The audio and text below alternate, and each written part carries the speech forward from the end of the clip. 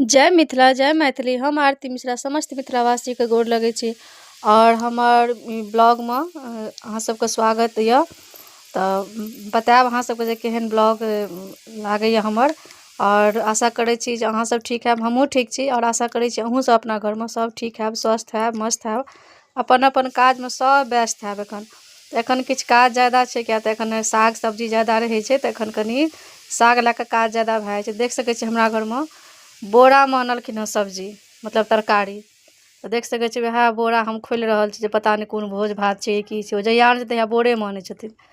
तऽ देख सकै छी कते रास सब्जी छै। करैला छी, ब्रोकली, और ई टमाटर, देसी टमाटर, और ई बंधा गोभी, और धनिया पत्ता, करैला, तकर बाद खीरा, अदरक, हरी मिर्चाई, और ई पालक के साग, और ई प्याज।